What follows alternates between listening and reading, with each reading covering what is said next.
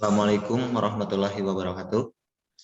Eh, Kami dari kelompok 4 akan mempresentasikan materi jurnal yang kami susun yang berjudul Efektivitas Media Sosial sebagai Media Periklanan Online terhadap Pengguna Marketplace di Era Revolusi 4.0 dan Revolusi Society 5.0. Dalam pembahasan kali ini dimulai dari pendahuluan, kemudian tujuan pembuatan jurnal, lalu selanjutnya adalah pembahasan terkait materi yang akan disampaikan, kemudian hasil riset yang kami lakukan, dan terakhir adalah kesimpulan dari jurnal kami. Oke, dimulai dari pendahuluan. Seiring dengan perkembangan e-commerce, pada tahun 2018 lalu Indonesia dibuat kaget dengan adanya istilah revolusi industri 4.0.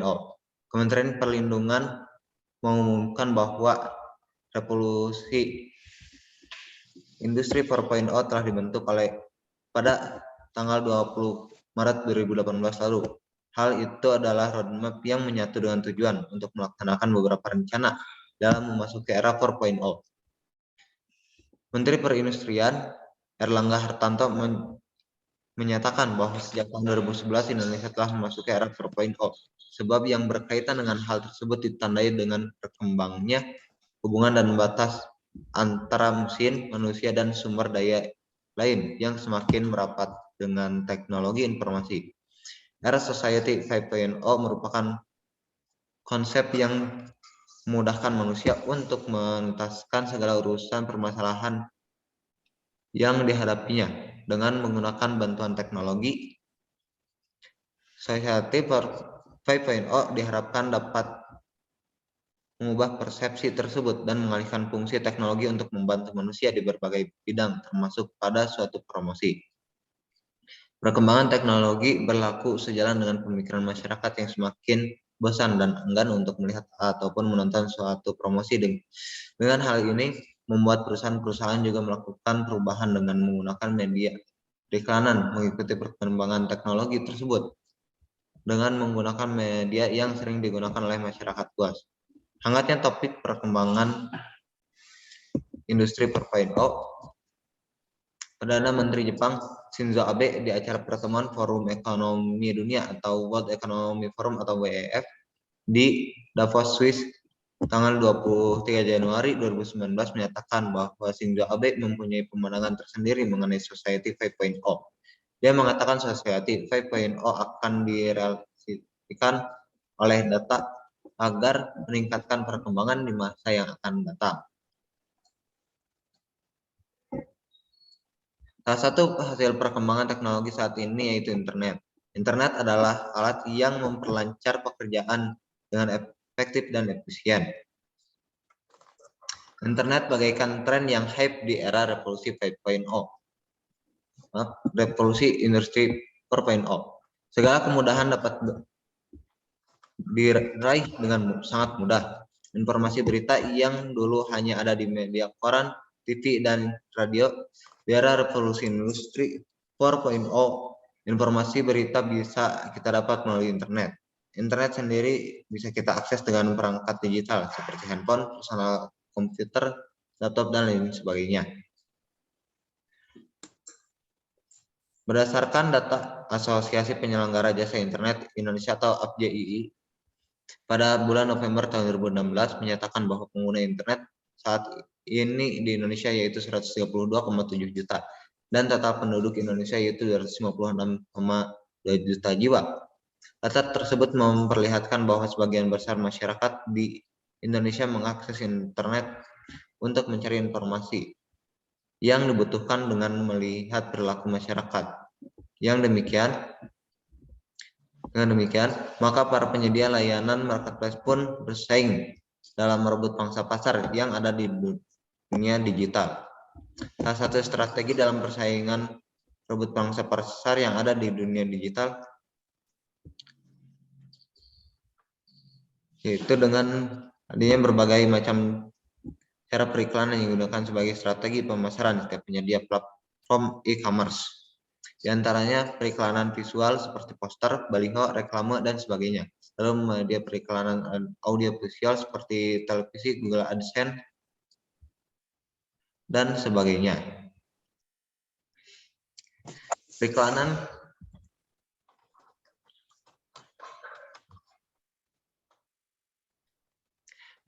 merupakan bentuk komunikasi berbayar dan bermedia yang berasal dari sumber-sumber yang dapat diidentifikasikan dan dirancang untuk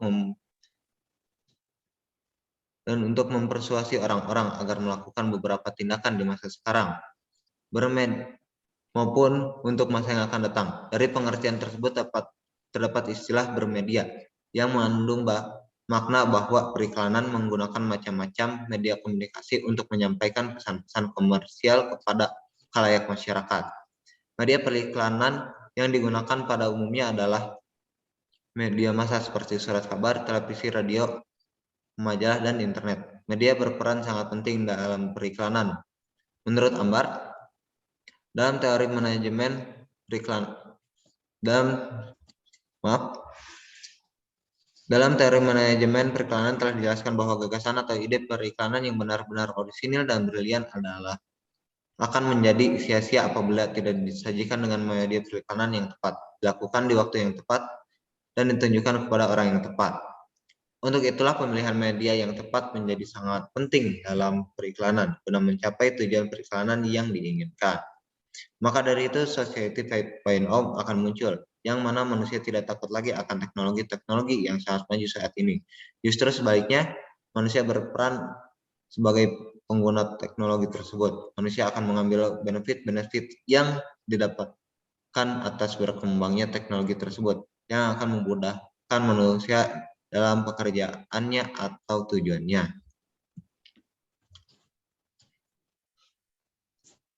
Selanjutnya, untuk tujuan akan dibacakan oleh Nadila. Dipersilahkan. Ya, baik.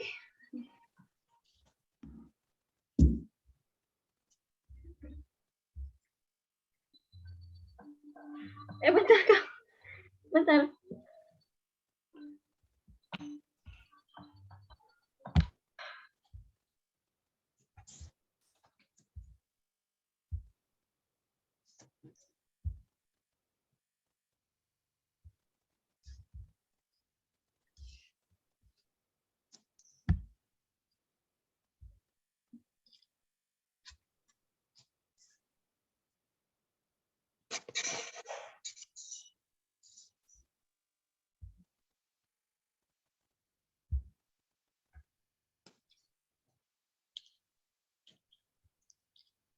Untuk tujuan oleh Nadila, dipersilahkan.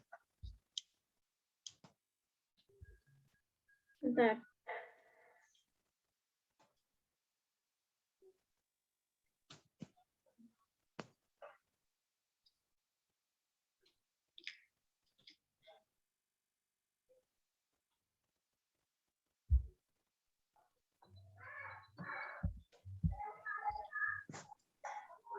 Tujuan penulisan ini adalah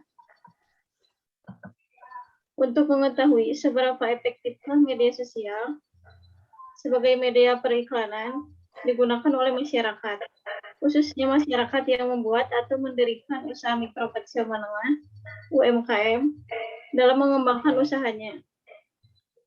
Selain itu, tujuan lain dari penulisan jurnal ini adalah efektifkah media sosial sebagai media periklanan digunakan oleh masyarakat dalam mencari produk-produk yang dibutuhkan masyarakat pada umumnya.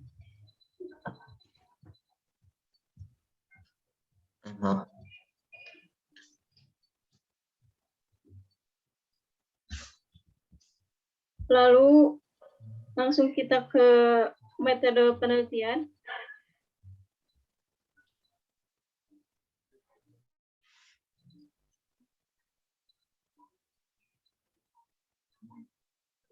Penelitian ini menggunakan metode studi kasus dengan pendekatan kualitatif, deskriptif, dan historis. Penelitian kualitatif adalah penelitian yang menekankan bahwa kualitas atau kelengkapan dari suatu informasi yang berhubungan satu sama lain.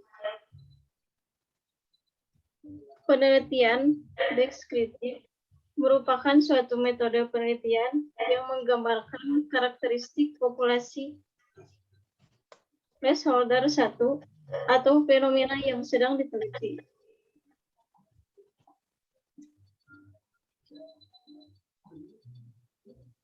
Sehingga metode karakteristik populasi utamanya adalah menjelaskan objek penelitiannya serta menjawab apa peristiwa atau apa fenomena yang terjadi. Awabid 2021.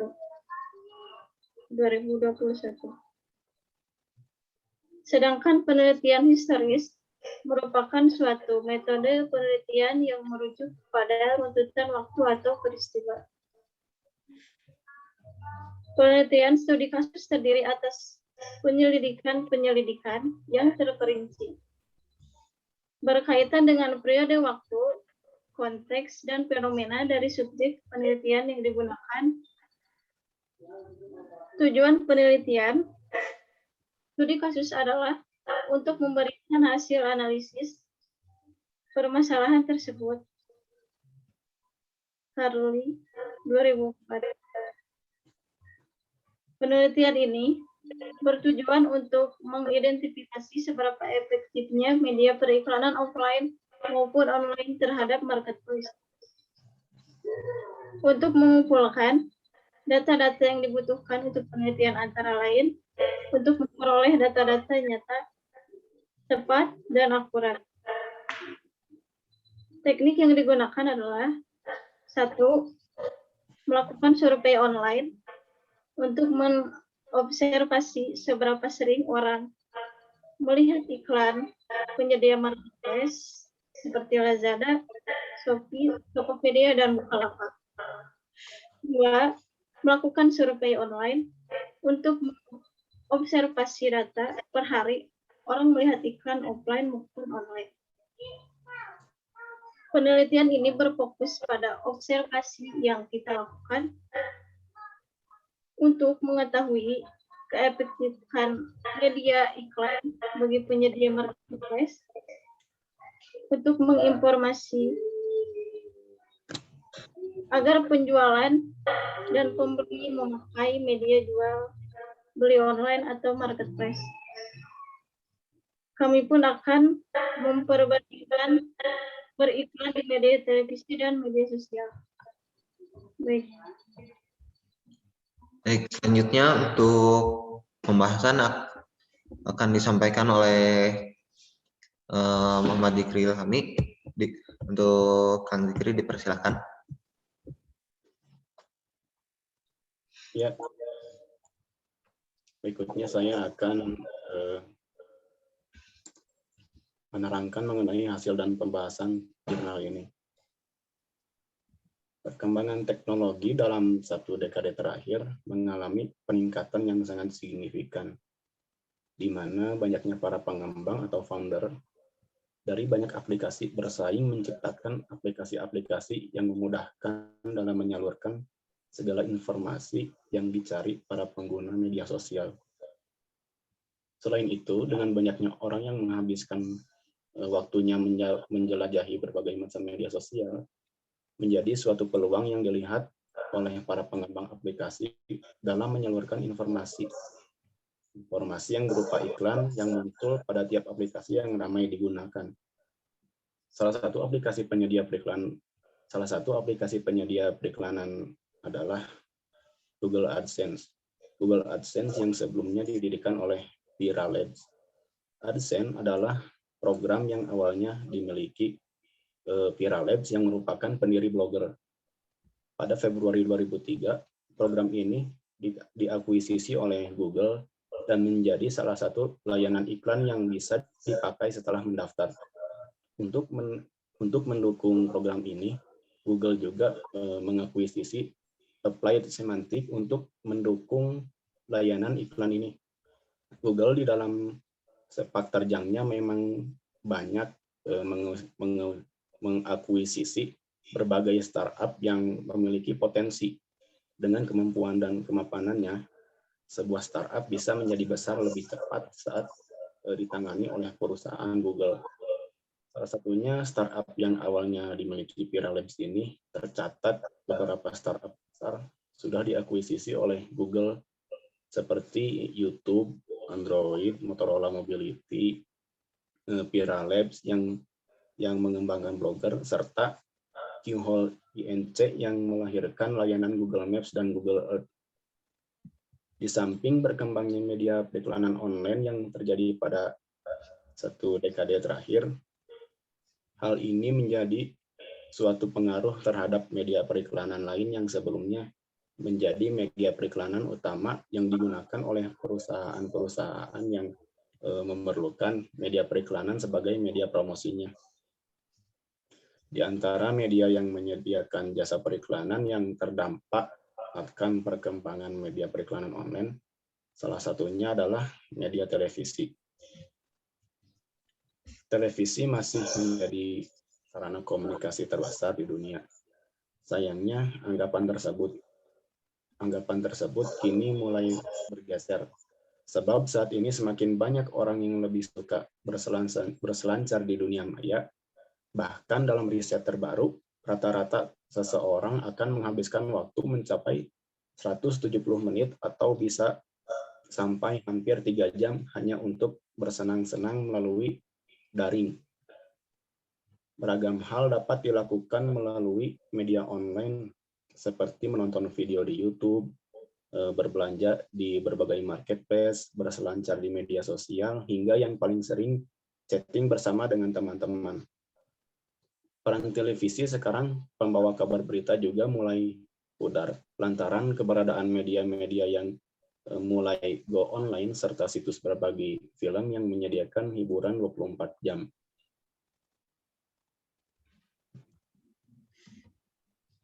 Nah, berikut adalah bagian harga pasang iklan TV per bulan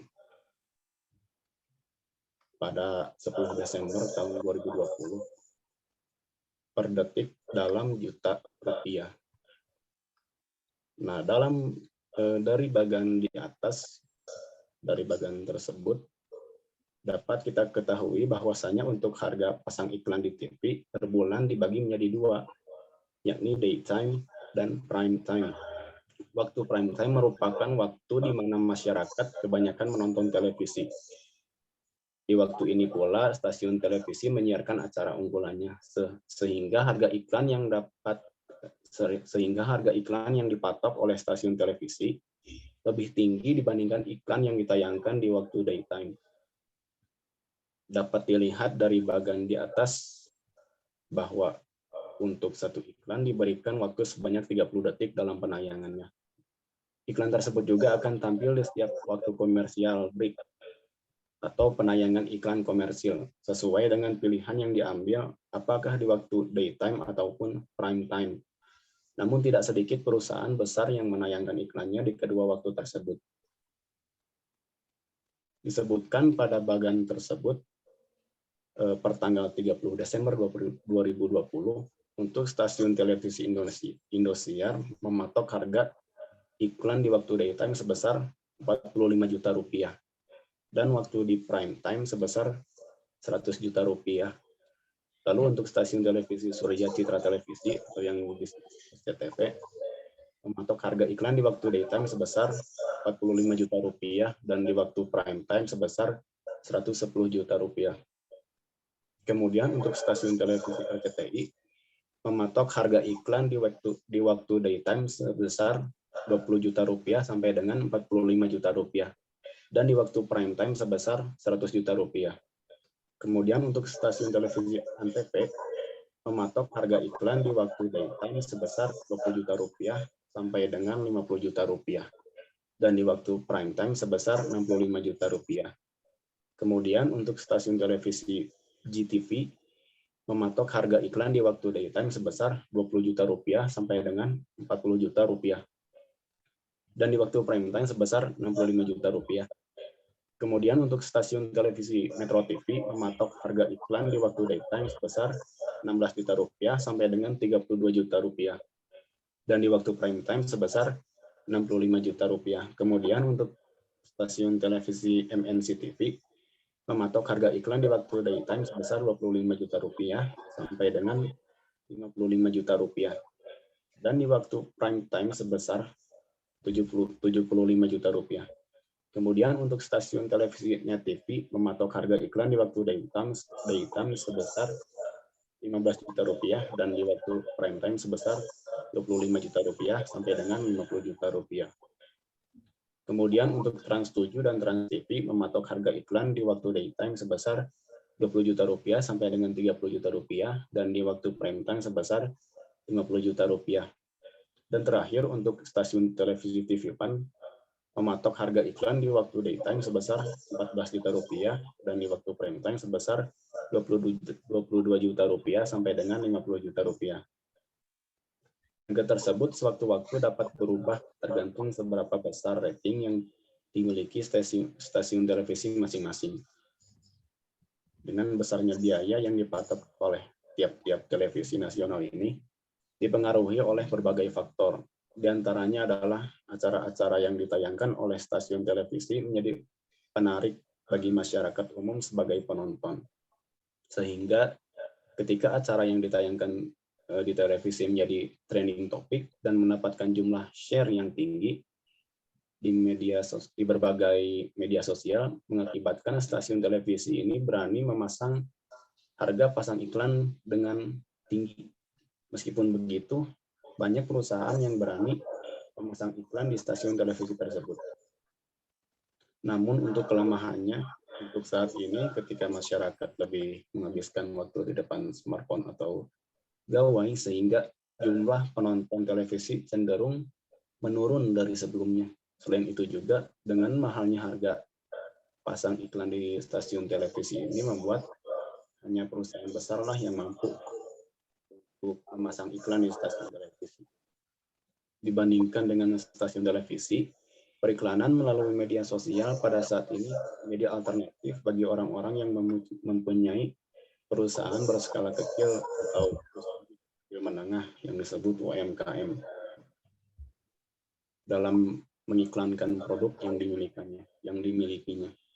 Salah satu media sosial yang saat ini sering digunakan oleh masyarakat serta pelaku usaha ialah Instagram. Instagram menjadi salah satu media sosial yang ramai digunakan orang, terutama kaum milenial. Hal tersebut tentu bisa dijadikan peluang bagi para pebisnis atau pelaku usaha dalam mempromosikan produknya. Terlebih dengan biaya atau harga pemasangan iklan harian di Instagram relatif murah.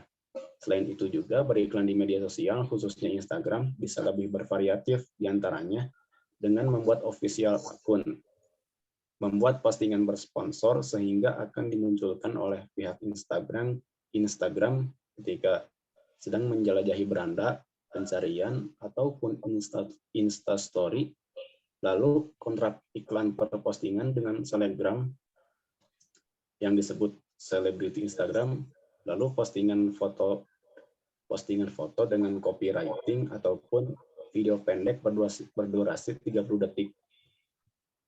Berdurasi 1 menit, video berdurasi lebih dari 1 menit. Instastory ataupun melakukan live streaming di Instagram. Untuk harga pemasangan iklan Instagram sendiri tidak menentukan besaran biaya pasang iklan. Tahun 2019 dengan saldo minimal Rp25.000, kita bisa memasang iklan di Instagram untuk 1 hari. Saldo ini yang membedakan berapa banyak iklan yang tayang dan banyaknya orang yang menerima informasi iklan dari kita. Semakin banyak biaya yang kita keluarkan, semakin tersebar luas pola iklan yang kita pasang.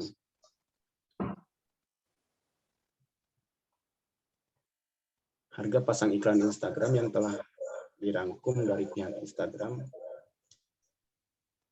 Instagram sendiri menggunakan teknologi algoritma khusus untuk menentukan harga.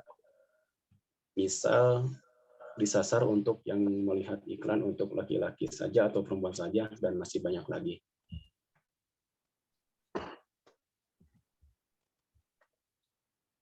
Untuk harga pasang iklan di Instagram, dalam anggarannya per hari, jika kita menganggarkan Rp20.000, maka jumlah dan jangkauan publik yaitu 130 hingga 350 orang. Jika kita menganggarkan Rp30.000, maka akan menjangkau 190 hingga 510 orang. Jika 40.000 bisa 260 hingga 680 orang. Jika 50.000 bisa 320 hingga 850 orang. Jika 100.000 bisa 640 hingga 1.700 orang. Jika 1 juta bisa menjangkau 6.400 hingga 17.000 orang. Dan jika kita menganggarkan 10 juta rupiah per hari, maka kita bisa menjangkau 64.000 sampai 170 orang. Dengan digunakannya teknologi algoritma oleh Instagram, iklan-iklan yang dipasang dapat mengarah kepada sasaran pasar yang lebih spesifik serta tingkat peningkatannya untuk saat ini dapat dibilang tinggi. Demikian.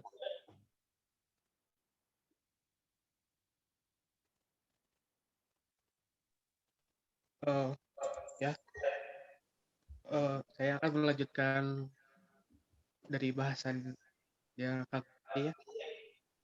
Pengguna internet saat ini sangat besar di Indonesia. Hampir seluruh penduduk memakai smartphone.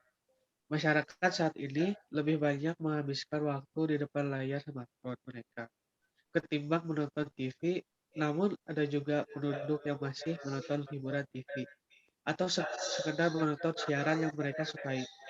Generasi muda saat ini lebih memilih internet sebagai media hiburan. Oleh sebab itu, marketplace seperti Bukalapak, Tokopedia, Shopee pun perlu media perikanan yang cocok untuk mereka. Untuk penelitian, kami meneliti yang menganalisis dari data yang kami dapatkan, kami peroleh dari orang-orang di sekitar kami. Sebagai berikut,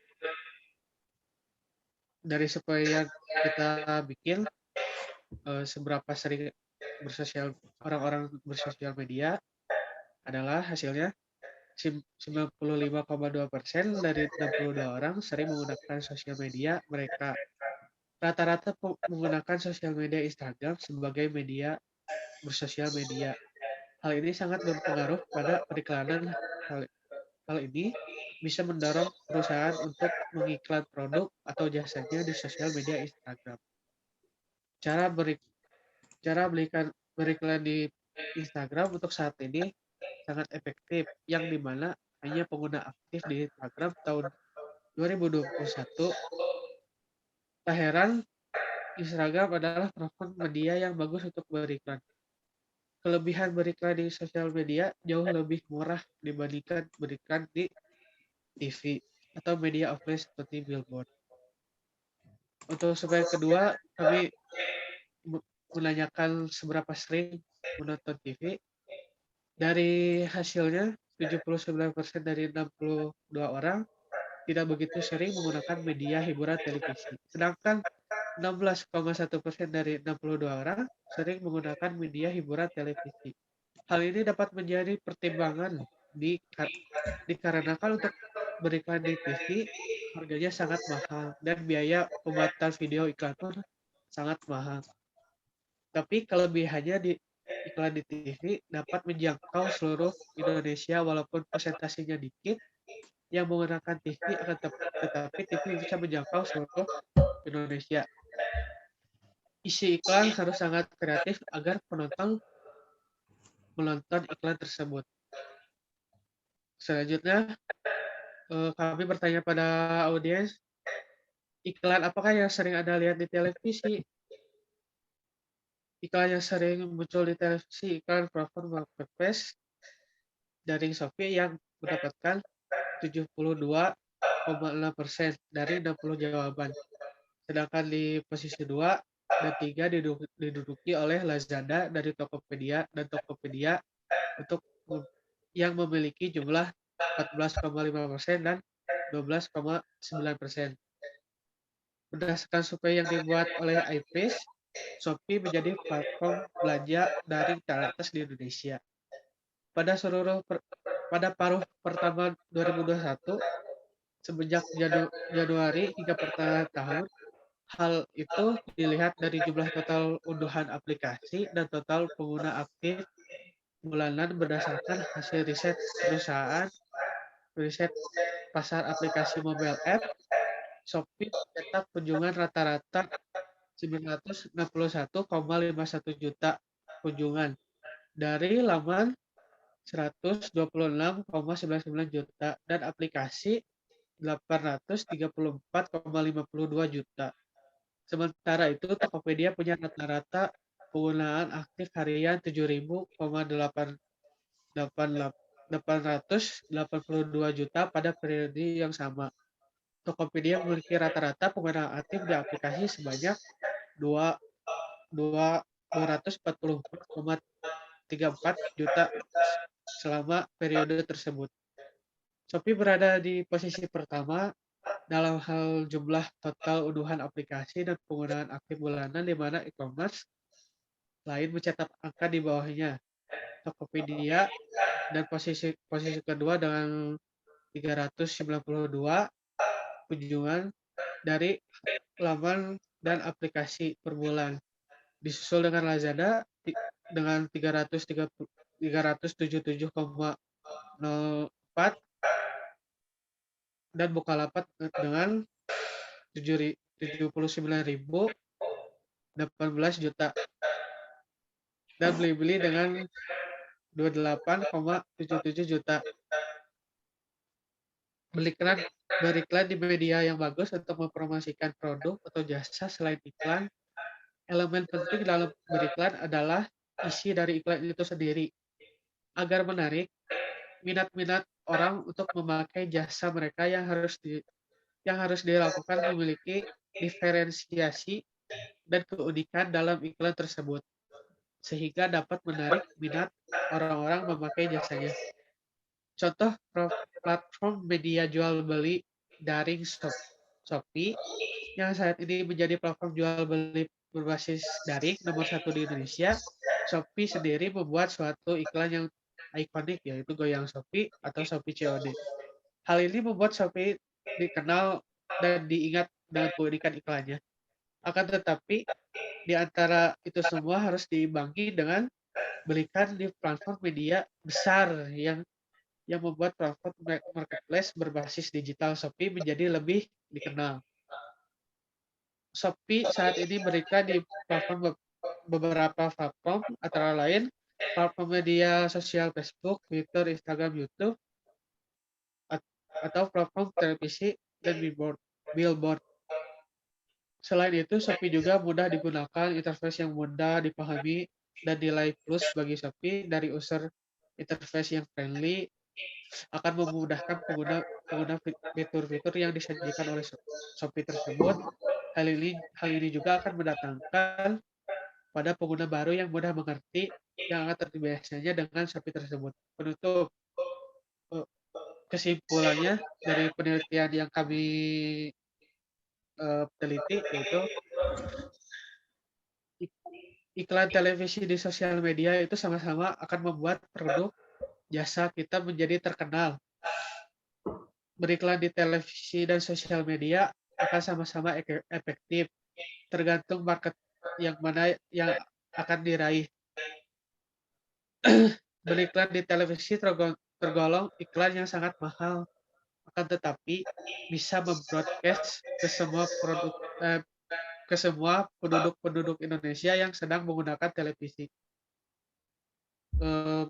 Beriklan di sosial media lebih murah dan juga bisa mengatur seberapa butuhnya kita untuk beriklan di media sosial media tersebut.